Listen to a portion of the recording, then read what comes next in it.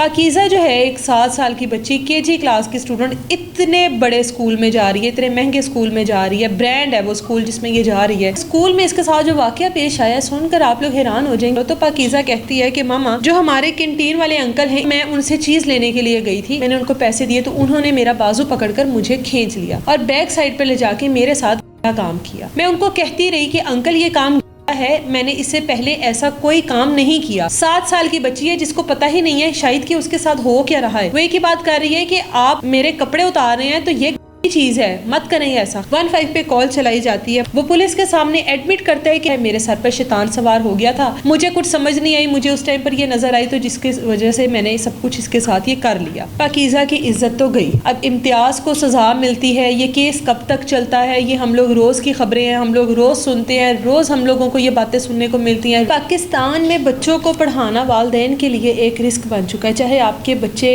बहुत छोटी उम्र के हैं, स्कूल गोइंग है, चाहे आपके बच्चे कॉलेज में है, चाहे आपके बच्चे यूनिवर्सिटी में हैं, लेकिन अब वालिदैन को जब भी अपने बच्चों को स्कूल भेजना होगा तो इस चीज़ का इत्मीनान उनको नहीं होगा कि क्या हमारे बच्चे जो हैं वो महफूज जिस तरह से घर से गए हैं उसी तरह से क्या घर में वापस आएंगे। अब आए दिन हम लोग इस तरह की चीज़ें सुन रहे हैं कि फ़लाने कॉलेज में ये सब कुछ हो गया, किसी यूनिवर्सिटी में ये सब कुछ हो गया, और उसके बाद हकाइक जो हैं वो मंजर आम से गायब हो जाते हैं। अब ये जेहलम का वाक़या है जहाँ पर एक बच्ची है जिसका नाम है पाकीज़ा फातिमा और इसकी उम्र है 7 साल।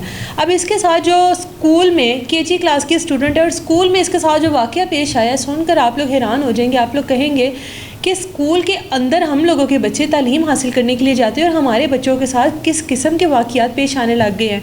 अब ये जो फैमिली है, फैमिली के जो सरबराह है उसका नाम है ख्वाजा गुलाम अकबर। इनकी जो मिसेज़ हैं उनका नाम है साजिदा खानम। अब इनकी शादी हुई, इनके 2 बच्चे हैं। एक जो बच्चा है उसका नाम है दानियाल और उसकी उम्र है 20 साल।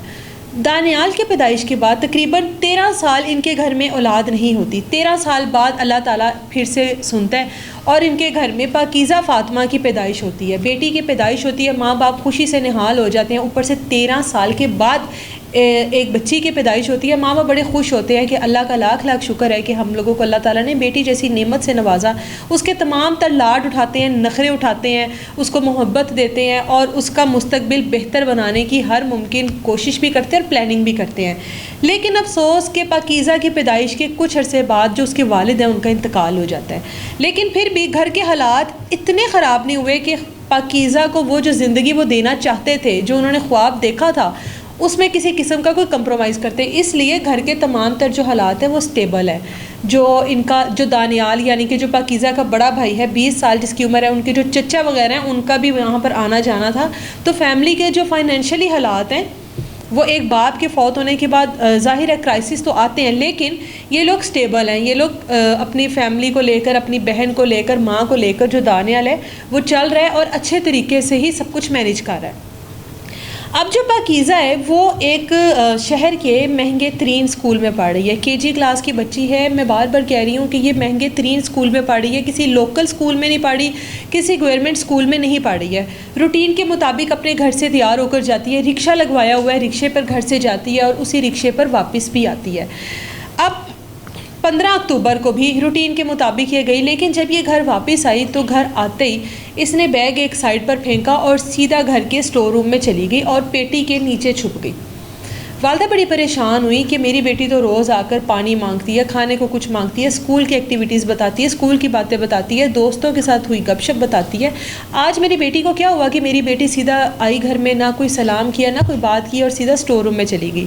अब जिस टाइम पाकीज़ा घर में आई तो पाकीज़ा के जो चचा हैं वो भी घर में मौजूद थे। अब वालिदा परेशान होती है, हैरानगी से जाती है स्टोर में तो देखती है कि स्टोर की लाइट्स ऑफ हैं और पाकीज़ा पेटी के नीचे बैठी हुई है, लेटी हुई है और वहाँ पे रो रही है, नॉन स्टॉप रो रही है। माँ पूछती है कि बेटा क्या हुआ, स्कूल में किसी ने कुछ कहा, किसी टीचर ने डांटा, कोई बात हुई है, किसी फ्रेंड के साथ लड़ाई हुई है, क्यों इस तरह से स्टोर में आ गई हो, मुझसे बात शेयर करो। तो पाकीज़ा कहती है कि मामा जो हमारे कैंटीन वाले अंकल हैं इम्तियाज़ अंकल। माँ कहती है हाँ जी बिल्कुल हैं, क्या हुआ, उन्होंने क्या किया। कहती मामा मैं उनसे चीज़ लेने के लिए गई थी, मैंने चीज़ ली, मैंने उनको पैसे दिए तो उन्होंने मेरा बाजू पकड़कर मुझे खींच लिया और बैक साइड पर ले जाके मेरे साथ काम किया। मैं उनको कहती रही कि अंकल ये काम है, मैंने इससे पहले ऐसा कोई काम नहीं किया।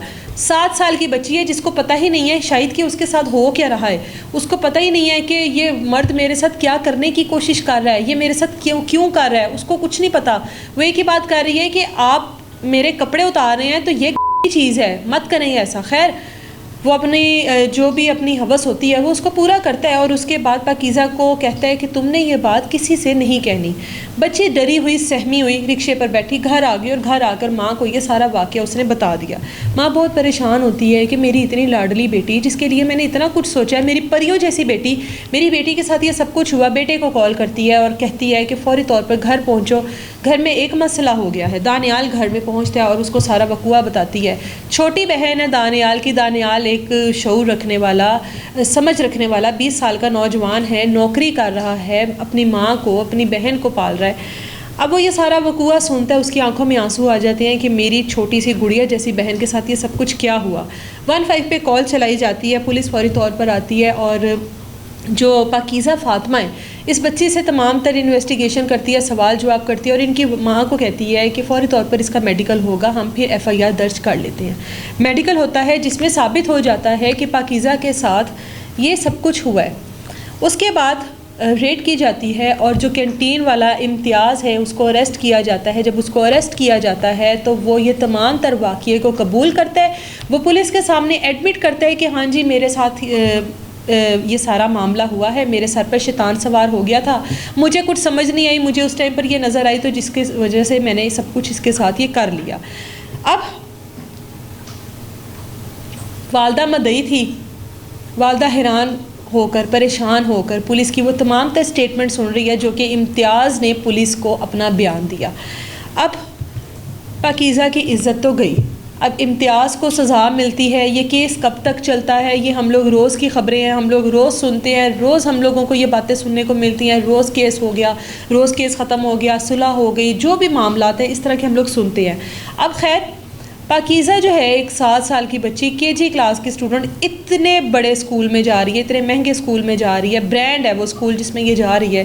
और उसके बाद ये तमाम तर वक़ुआ स्कूल की कैंटीन वाले ने किया है। कभी स्कूल की कैंटीन वाला, कभी गार्ड, कभी कभी रिक्शे वाला, कभी वैन वाला, कभी बस ड्राइवर, इस तरह के तमाम तर मामलात, कभी साजा, हम लोग ये सब कुछ सुन रहे हैं। उम्मीद करते हैं कि इन लोगों को कोई ऐसी इबरतनाक सज़ा दी जाए ताकि जो बाकी करने वाले हैं वो एक बार नहीं 1000 मरतबा सोचे कि किसी की बच्ची जो कि तालीम हासिल करने आई है उसके मुस्तकबिल के साथ, उसकी इज़्ज़त के साथ हम लोगों ने किस तरह कर खेलना है और उसके साथ अगर हम लोग ऐसा कुछ करेंगे तो हमें क्या कर सज़ा मिल सकती है।